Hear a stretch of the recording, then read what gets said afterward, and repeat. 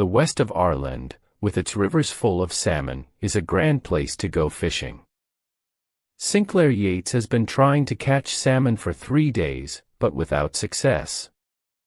He starts his journey home, traveling by train, which in the early years of the 20th century is an experience full of interest and surprises.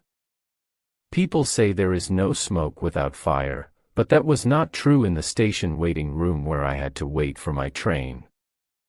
There was certainly plenty of smoke, but the fire seemed quite dead. When I complained to the station master, he said that any chimney in the world would smoke in a southeasterly wind.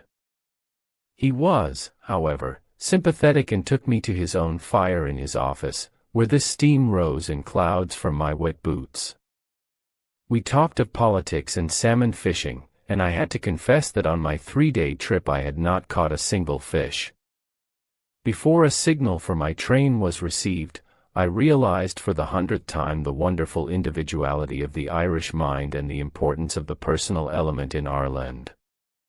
If you ask people for help, they will break rules, ignore official advice, make special arrangements. All just to please you.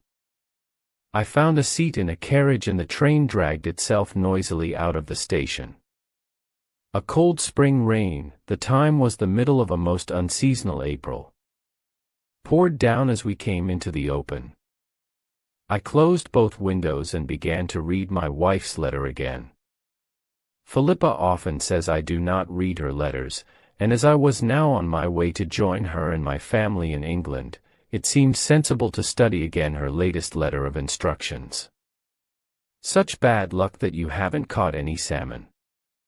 If the worst comes to the worst and you still haven't by the time you join us, couldn't you buy one? I hit my knee with my hand. I had forgotten about the damn fish. Philippa would say, "Sinclair, I was right. You don't read my letters. Do you?" It's a pity she never learns from these frequent experiences. I don't mind being called a fool, but then I should be allowed to forget things as fools do. Without doubt, Philippa had written to Alice Harvey, whose house we were staying in for the next week, and told her that Sinclair would be only too delighted to bring her a salmon. And Alice Harvey, who was rich enough to find much enjoyment in saving money, would have already planned the meal down to the last fish bone. Anxiously thinking about this, I traveled through the rain. About every 6 miles we stopped at a station. At one, the only event was that the station master presented a newspaper to the guard. At the next, the guard read aloud some interesting facts from it to the driver. The personal element was strong in this line of the Monster and Connacht Railway. Routine, hated by all artistic minds, was disguised by conversation. According to the timetable, we were supposed to spend 10 minutes at Carrick Station. But it was 15 before all the market people on the platform had climbed onto the train. Finally, the window of the carriage next to mine was thrown open, and an angry English voice asked how much longer the train was going to wait. The station master, who is deep in conversation with the guard and a man carrying a long parcel wrapped in newspaper, looked round and said seriously, "Well now, that's a mystery." The man with the parcel turned away and studied an advertisement, his shoulders shaking. The guard put his hand over his mouth.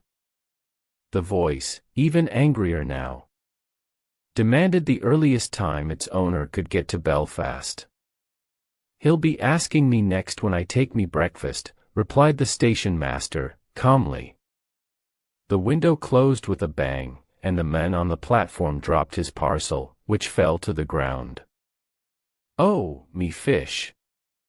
cried the man, carefully picking up a remarkably handsome salmon that had slipped out of its wrapping. Suddenly I had a bright idea. I opened my window and called to the station master. "Excuse me.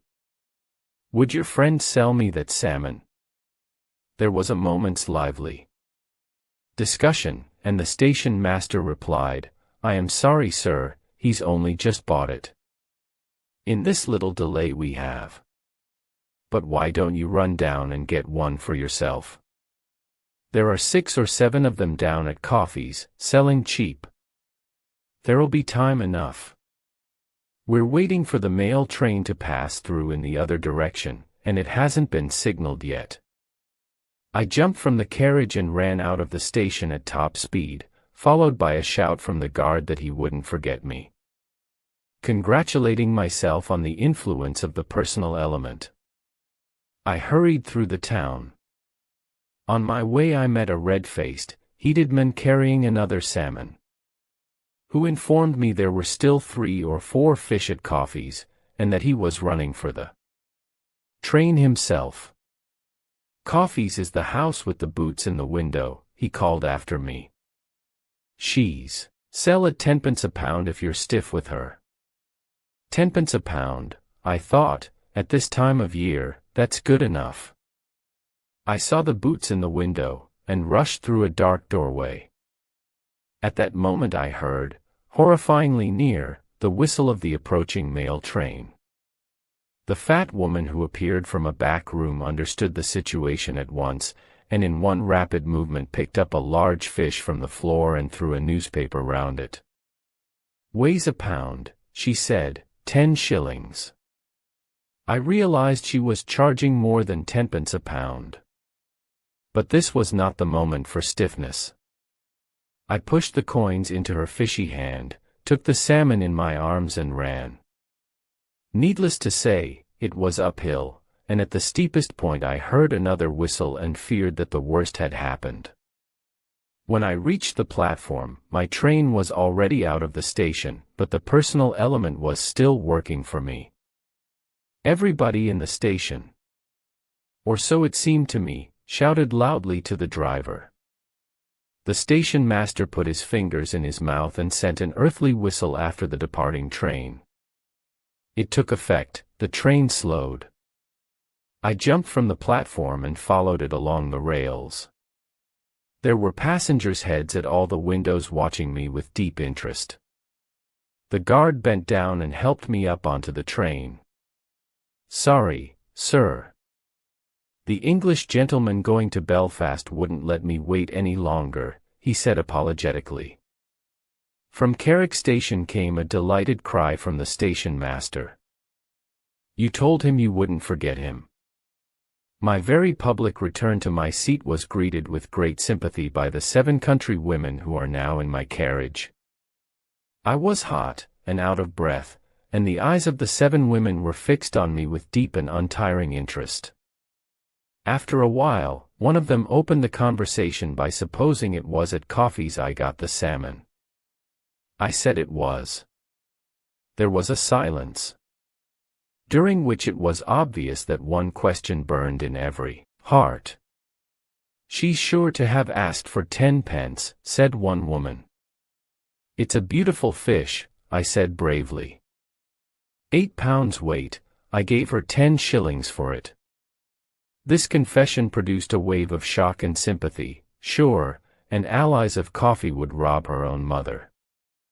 How could an honest gentleman win a battle with her? Allies of Coffee never paid a penny for that fish. Those boys of her stole a whole lot of them last night. At the next station, they climbed out. I helped them with their heavy baskets, and in return they told me I was a fine man, and they wished me well on my journey. They also left me with the information that I was soon to present the highly respectable Alice Harvey with a stolen salmon. The afternoon passed cheerlessly into evening, and my journey did not get any better. Somewhere in the gray half-life I changed trains, and again later on, and at each change the salmon lost some of its newspaper wrapping. I wondered seriously whether to bury it in my suitcase. At the next station we paused for a long time.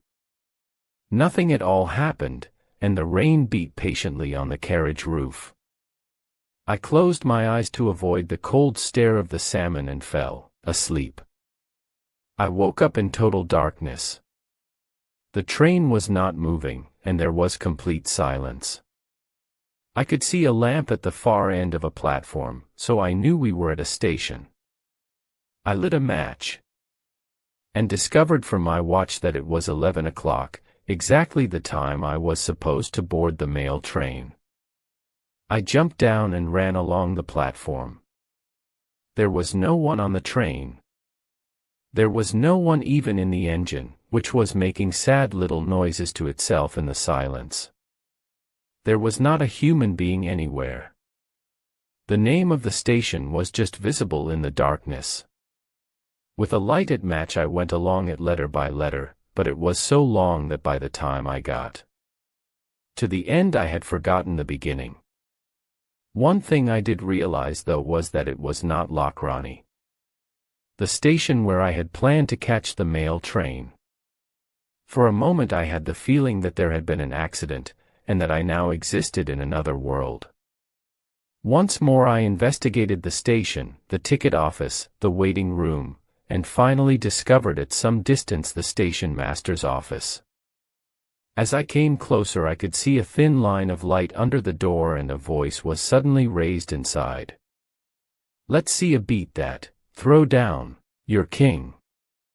I opened the door with understandable violence and found the guard, the station master, the driver and his assistant seated around a table playing a game of cards.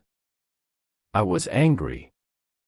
And with good reason, but I accepted what they said in their defense. They thought there was no one left on the train. A few minutes here or there wouldn't matter. They would soon get me to Lockrani and the mail train was often late. Hoping they were right about my chances of making the connection, I hurried back to my carriage with the officials running enthusiastically ahead of me.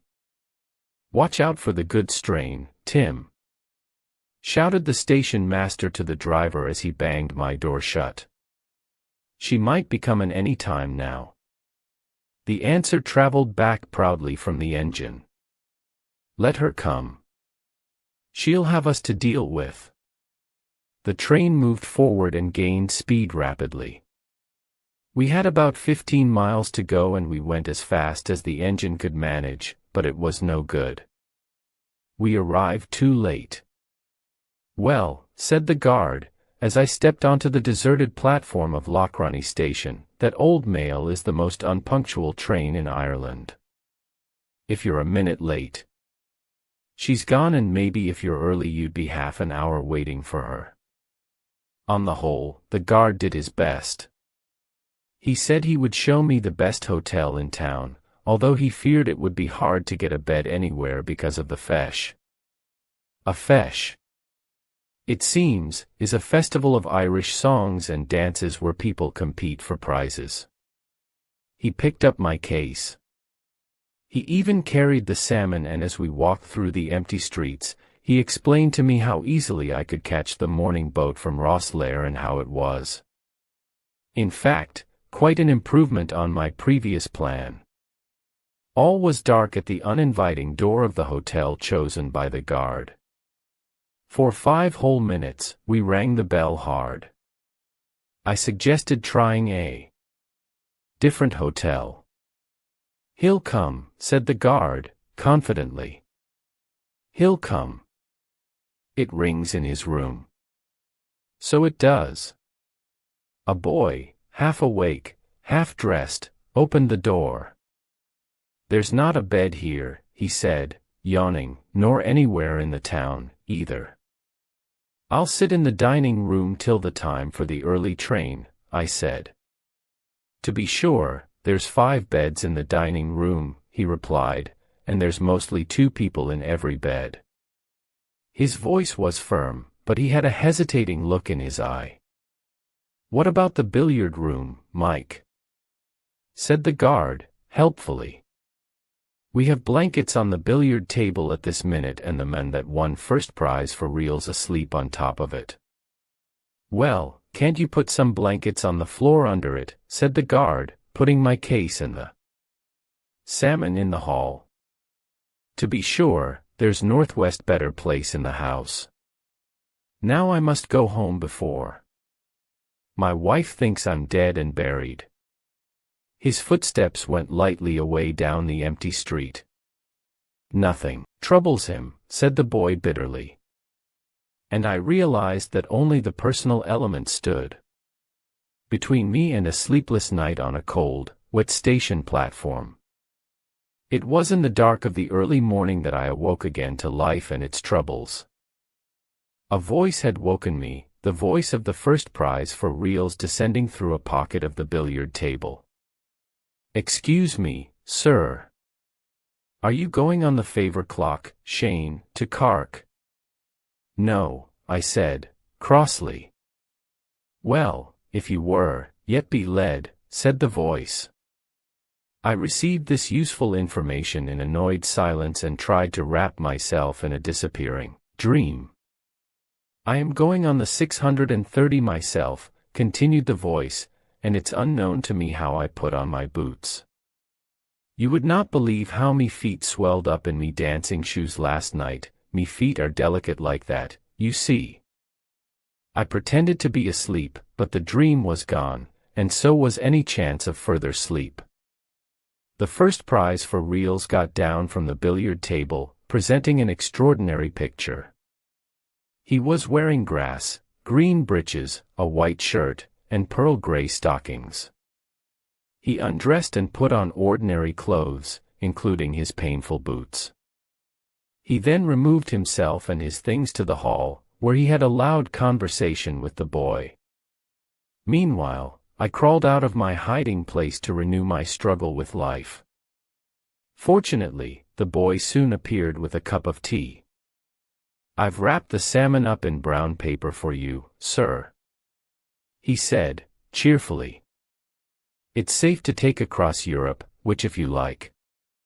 I'll just run up to the station now with the luggage. Would you mind carrying the fish yourself? It's on the table in the hall. My train went at 6:15. The boy had put my case in one of the many empty carriages and stayed with me, making pleasant conversation until the train departed. "I'm sorry you had a bad night, sir," he said. "And I must tell you, it was only that Jimmy Dorkin. He's the first prize for reals, sir. I'd taken a few drinks. If he'd been sober, I'd have put a gentleman like he on the billiard table instead of him. He's a baker, you know, in the town of Limerick, and he's engaged to my sister. Well, any girl would be glad to marry him. He dances with a beautiful straight back and he makes grand bread." Here, the train started. It was late that night when stiff, dirty, with tired eyes blinded by the bright lights, I was taken by the Harveys' well-trained doorman into the Harveys' huge grand hall, and was told by another of the Harveys' beautifully dressed servants that dinner was over. I was just hoping I could go quietly upstairs to avoid meeting anyone when a voice cried, "Here he is." And Philippa, looking lovely in evening dress, came into the hall, followed by Alice Harvey and my niece, whose wedding party this was, and by all the usual relations who hate to miss anything that's going on before a wedding. "Is this a wedding present for me, Uncle Sinclair?" cried the future bride, in the middle of a flood of questions and sympathy. As she spoke, she eagerly took hold of the brown paper parcel that was still under my arm. "I advise you not to open it," I cried. "It's a salmon." The future bride gave a little scream of distaste, and without a moment's hesitation threw it at her best friend, a girl standing near her. The best friend gave an answering scream and jumped to one side. The parcel that I had looked after with a mother's care across 2 countries and a stormy sea fell with a crash on the stone floor. Why did it crash? "A salmon," cried Philippa, staring at the parcel. There was now a small pool around it, spreading over the floor. "But that's whiskey, can't you smell it?" The servant came respectfully forward. He knelt down and cautiously picked pieces of a broken glass bottle out of the brown paper. The smell of whiskey became stronger. "I'm afraid the other things are ruined, sir," he said seriously, and pulled out of the parcel, one after the other, a very large pair of dancing shoes, 2 long gray stockings, and a pair of grass-green breeches. They were greeted with wild enthusiasm. And doubtless much the same way as when they shared the success of Mr. Jimmy Durkin at the fish, but Alice Harvey was not amused. "You know, dear," she said to Philippa afterwards, "I don't think it was very clever of Dis and Clear to take the wrong parcel. I had wondered that salmon was not a very large pair of grass-green breeches."